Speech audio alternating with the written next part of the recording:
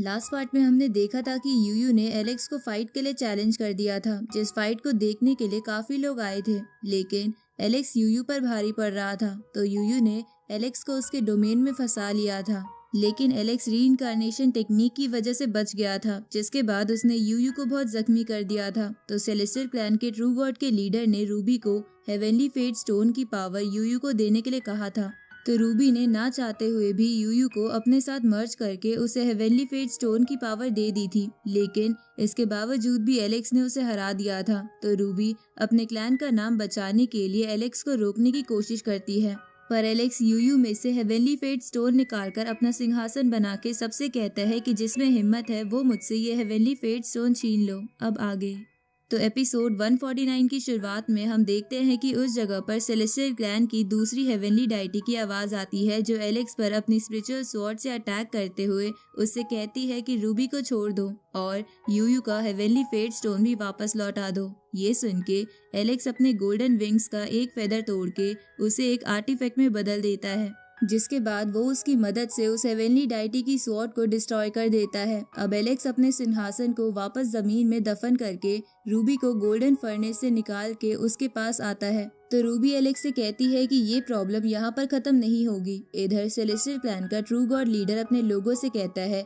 कि एलेक्स पर अटैक कर दो और तब तक वापस मत लौटना जब तक तुम्हारे पास हेवनली फेट स्टोन आ जाए। ये सुन के रूबी घबराते हुए एलेक्स के सामने एक पोर्टल बना के उसे वहां से जाने को कहती है, पर एलेक्स वहां से जाने से मना कर देता है और उन कल्टीवेटर्स की तरफ बढ़ के उन्हें एक जगह इकट्ठा कर लेता है, जिसके बाद वो अपने गोल्डन फर्नेस में भरे डेविल लेक के वाटर से उन सबको घेर लेता है और फिर वो उनमें से एक को उसी आर्टिफैक्ट से कैद करने लगता है जो उसने पहले सेलेस्टियल क्लैन के बंदे से छीना था। लेकिन वो कल्टीवेटर शील्ड की मदद से उस आर्टिफैक्ट से बच जाता है। तो एलेक्स मौका मिलने पर उसे अपनी एनर्जी से मार देता है, जिसके बाद वो अपने हथियार से बाकी लोगों को भी मारने लगता है। इधर बाकी सबको पता चल जाता है कि एलेक्स ने थोड़े समय में ही 12 डिवाइन फ्लेम लेवल के लोगों को मार दिया है। तभी एक बंदा कहता है कि उनमें से कुछ तो ट्रू गॉड लेवल पर थे।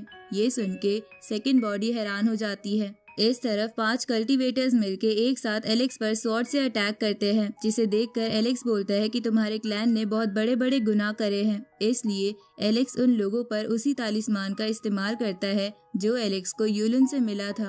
अब उस तालिस्मान की वजह से एलेक्स उनमें से 3 लोगों को मार देता है और बाकी 2 वहां से भागने लगते हैं। लेकिन एलेक्स उनके पीछे जाते हुए उन्हें भी मारने लगता है। लेकिन तभी वो हेवनली डाइटी वहां अपनी स्पिरिचुअल बॉडी भेज देती है। तो वहां खड़े लोग उस स्पिरिचुअल बॉडी को देखकर चौंक जाते हैं, क्योंकि वो बहुत बड़ी थी। तभी वो स्पिरिचुअल बॉडी एलेक्स से कहती है कि मुझे पहले नहीं पता था कि तुम फ्यूचर में हमारे लिए सरदर्द बन जाओगे, नहीं तो मैं तुम्हें पहले ही मार देती।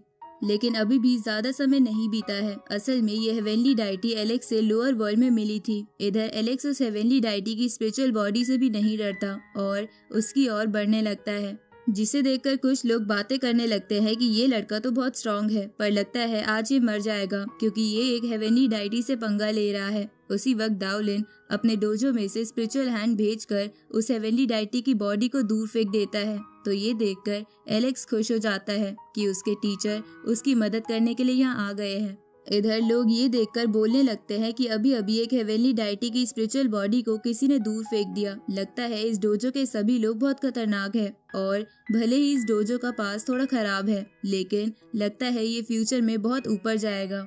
इधर वो स्पिरिचुअल बॉडी चिल्लाते हुए डाउलिन का नाम लेने लगती है, जिसकी चीख से बनी वेव्स को कुछ कल्टीवेटर्स तो झेल ही नहीं पा रहे थे, इसलिए उन्हें अपने आगे शील्ड बनानी पड़ती है। इसके बाद वो स्पिरिचुअल बॉडी कहती है कि डाउलिन मेरी तो तुमसे कोई दुश्मनी नहीं है, तो तुम मुझ पे क्यों अटैक कर रहे हो। इस पे डाउलिन डोजो के अंदर से उससे कहता है कि तुम मेरे डोजो में आके मेरे स्टूडेंट को बुली कर रही हो और फिर भी बोल रही हो हमारी कोई दुश्मनी नहीं है। ये सुन के वो स्पिरिचुअल बॉडी डाउलिन से पूछती है कि क्या हुआंग तुम्हारा स्टूडेंट है। इस पे डाउलिन हाँ करते हुए बोलता है कि क्या अब मुझे मेरे स्टूडेंट चुनने के लिए सेलेस्टियल क्लैन से परमिशन लेनी होगी। ये सुन के स्पिरिचुअल बॉडी कहती है कि अगर ये तुम्हारा स्टूडेंट है तो इसे और डिसिप्लिन में रहना चाहिए।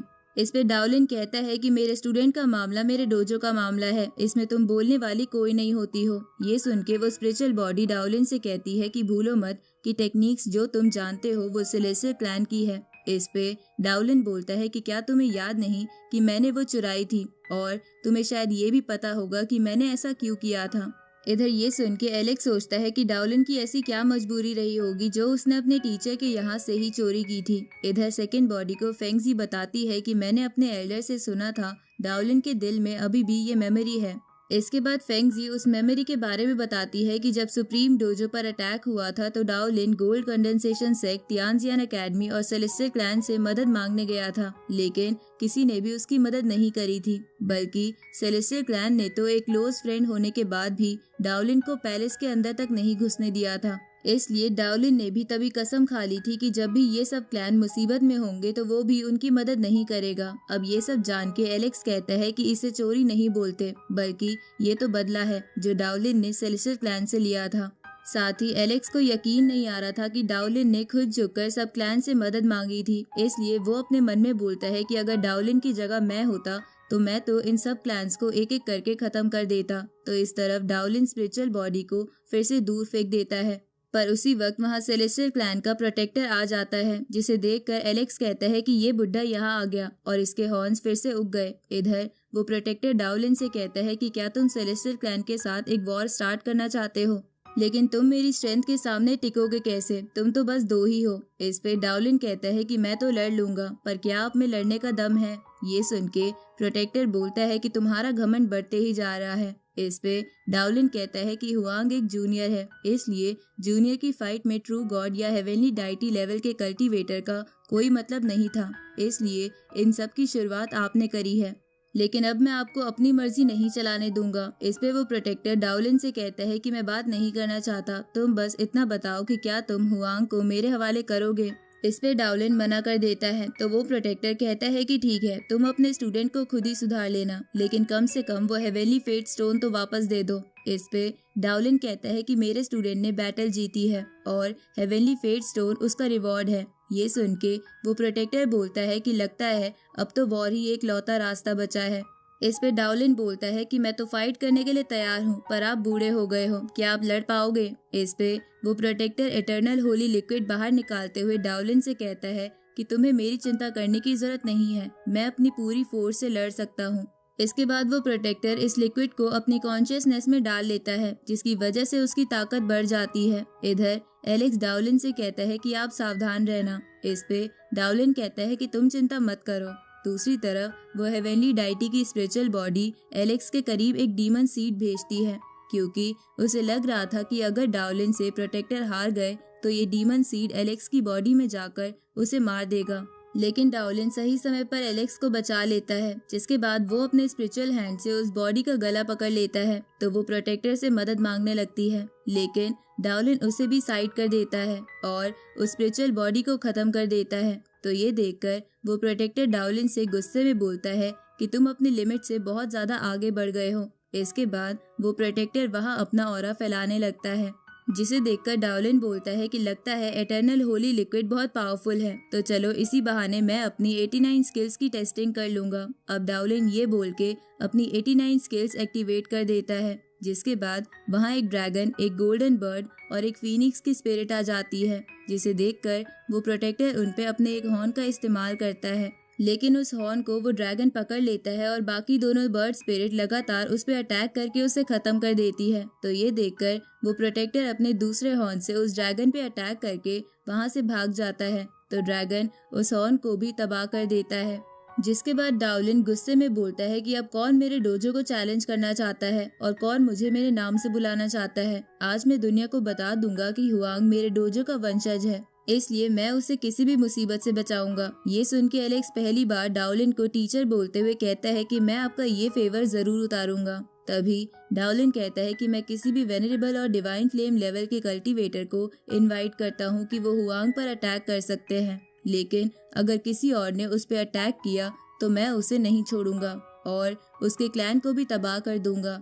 ये सुन के एलेक्स बोलता है कि डाउलिन मुझे प्रोटेक्ट कर रहा है या मुसीबत में डाल रहा है। अब डाउलिन अपने डोजो को पहले जैसा कर देता है और वहाँ के सब लोग भी वापस चले जाते हैं। आगे एलेक्स रूबी के पास आता है और उससे कहता है कि तुम वापस सेलेस्टियल क्लैन मत जाना। इस पे रूबी कहती है कि मैं सेलेस्टियल क्लैन से ही हूँ।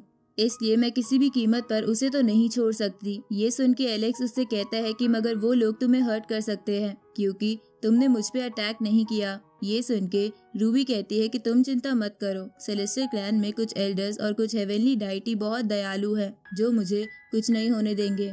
इस पे एलेक्स कहता है कि तुम सही कह रही हो, वैसे भी तुम्हारे पास हेवनली फेट स्टोन है जिसके कारण तुम करंट टाइम में सेलेस्टियल क्लैन की यंग जनरेशन की एक जीनियस हो, इसलिए वो तुम्हें कुछ नहीं कहेंगे। अब रूबी एलेक्स को बाय बोल के वहाँ से चली जाती है, जहाँ वो जाते हुए सोचती है कि पता नहीं अब हमारी मुलाकात दोबारा कब होगी। इस तरफ हम इमोर्टल पैलेस में इमोर्टल क्लैन के यंग जनरेशन के एक स्टूडेंट को देखते हैं जिसका नाम डी चोंग था, जो वेनरेबल लेवल पर था। तभी उसे एक एल्डर आके हुआंग के बारे में बताता है, जिसपे डी चोंग कहता है कि क्या वो हमारे लिए खतरा है। इस पे वो एल्डर कहता है कि वो आपकी टक्कर का नहीं है, इसलिए आपको चिंता करने की जरूरत नहीं है। ये सुन के डी चोंग कहता है कि तुम फिर भी मेरी सेकंड बॉडी को वापस बुला लो, क्योंकि उसने बहुत एक्सपीरियंस इकट्ठा कर लिया, लेकिन ज्यादातर उसने मेरी बेइज्जती ही कराई है। इसलिए उसके वापस आने के बाद मैं भी 3000 जीनियस कंपटीशन की तैयारी करूंगा, क्योंकि वहां आने वाले सभी कल्टीवेटर्स बहुत तैयारी के साथ आएंगे। अब उसके ये बोलते ही ये एपिसोड यहीं खत्म होता है।